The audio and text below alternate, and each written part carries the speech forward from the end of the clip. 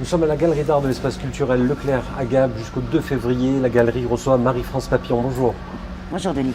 Alors, ravi de te voir ici dans cet espace culturel Leclerc à Gap. Alors, tu as exposé déjà plusieurs fois sur Gap, Oui, évidemment, dans les Hautes-Alpes, mais aussi ailleurs. Et d'ailleurs, l'été dernier, il me semble, c'était à Cannes, Festival de Cannes. Festival de Cannes carrément. Donc, En il y a effet. une reconnaissance pour toi.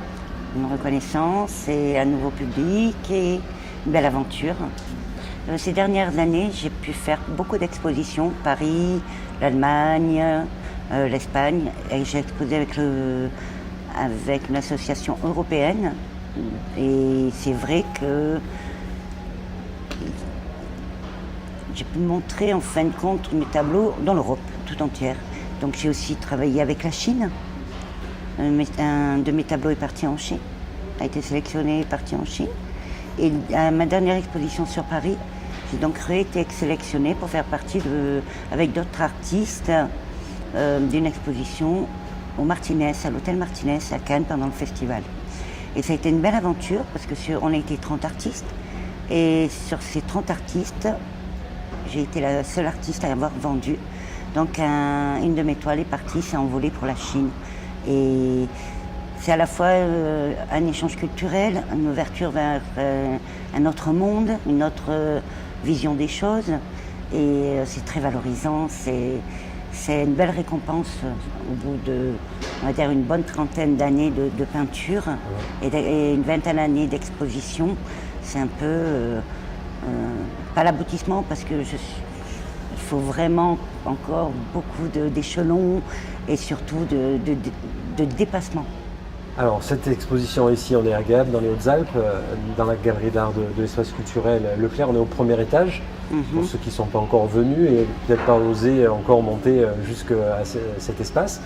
Il y a deux salles, on est dans la première salle, et il y a cette série rougeoyante, très colorée, très foncée. Le tableau s'appelle Fusion, peut-être nous parler de cette toile.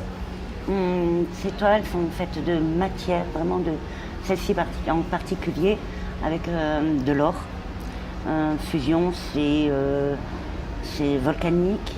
C'est un tableau qui quand vous le voyez, c'est oh, voilà.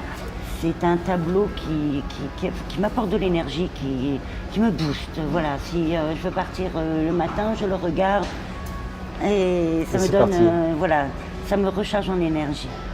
Alors l'énergie, ça c'est présent dans tes toiles, hein. L'énergie, la nature, l'univers, tous ces domaines-là en fait t'intéressent. Énormément. C'est ma source d'inspiration. La nature m'inspire et ce que je découvre au fur et à mesure des années qui passent, c'est que vraiment on est la nature. On fait partie, c'est-à-dire tout est lié.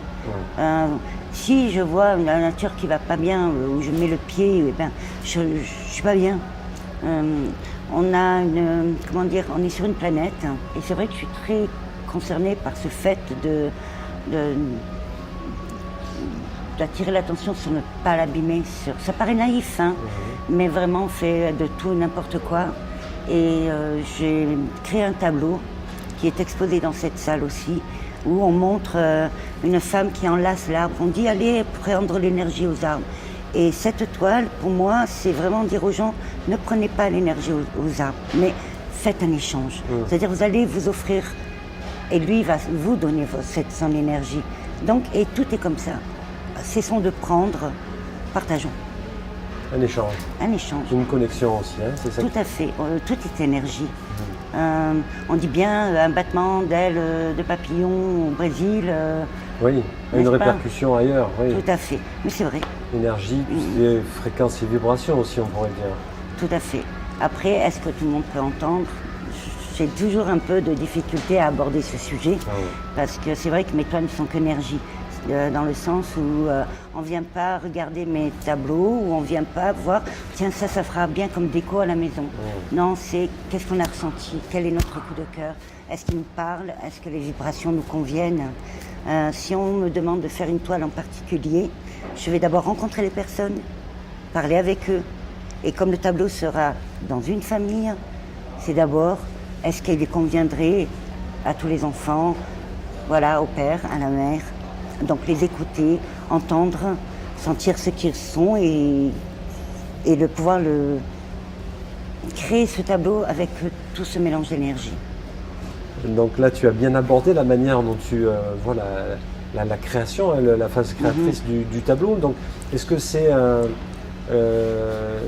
des émotions que tu vas aller capter, puiser sur le terrain, dans la journée, dans la nature, et que tu vas restituer ensuite chez toi, ou est-ce que tu emmènes tes outils à l'extérieur pour peindre? Non, j'emmène à la maison. J'emmène à la maison tout ce que je reçois dans la journée, les rencontres, mon regard qui se pose sur un coucher de soleil, comme ce coucher de soleil est né de mon ressenti du coucher de soleil, non pas d'une photo que j'ai prise et que j'ai emmenée à la maison.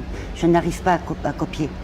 Je ne sais pas peindre, reproduire ou voilà, je ne fonctionne pas du tout comme ça. Je ne fais pas de portrait ou je fais des portraits d'âme. Et c'est ma façon de créer, vraiment, vraiment. C'est-à-dire je vais m'imprégner de ces énergies. Et vraiment, mon but, c'est vraiment d'arriver à mettre vraiment cette énergie, cette émotion, et que mes toiles ne finissent que être émotion.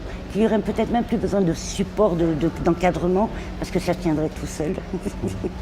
Non, ça c'est l'artiste. Oui, mais c'est une belle vision aussi, hein, de la manière dont tu travailles et dont tu veux représenter justement cette création que tu as, cette âme créatrice. En même temps, donc, tu viens fixer ces énergies avec différents matériaux. Donc on a parlé de paillettes d'or, de feuilles d'or, mais aussi d'autres composites qui vont venir comme ça donner du relief, hein, faire ressortir des éléments comme là. De la fibre de coton, du lichen, de l'écorce, du métal. Souvent on voit des voitures qui sont vraiment mangées, la rouille est vraiment... Et si on regarde bien, il y a des parties de la voiture, on dirait de la dentelle. Et ça m'a toujours plu. Et je me suis retrouvée comme ça devant des morceaux de métal, mais vraiment tout mâchouillé, mais de la vraie dentelle. Et j'en ai pris et est né un tableau qui est juste ici, l'envol. Et les oiseaux sont faits avec ce métal. Celui qui est derrière toi. Oui. Voilà. Je suis un artiste de l'âme, du moins une peintre de l'âme. Voilà, je suis un peu comment on appelle ça? Des professeurs de peinture sont venus, des professeurs d'art plastique sont venus me voir, sont venus me rendre visite à des expositions. Et la première des choses, ils me disent « mais c'est pas comme ça qu'on peint un visage, Et en fin de compte, ma phrase a été celle qui a, en fin de compte, fait tout le cheminement de mon travail par la suite. Je ne peins pas le beau, je peins le ressenti. Et regarder un visage, le visage le plus beau, c'est celui qui est asymétrique. Tout ce qui est parfaitement aligné, pour moi, je trouve pas ça très beau. C'est de la géométrie après. Voilà, oui, tout à fait. Non mais c'est vrai, voilà, c'est peindre... je suis l'antithèse des professeurs. On peut te retrouver sur Facebook? Oui, donc si on tape Marie-France, Happy, comme heureuse, Happy, papillon, la page est ouverte et il n'y a pas besoin de me demander un ami si on ne le désire pas, parce qu'on peut aller voir, ou on peut revenir voir tous mes tableaux. Et maintenant, avec les rançons de l'âge et de la gloire, quand on tape Marie-France, Rose ou Papillon, hop.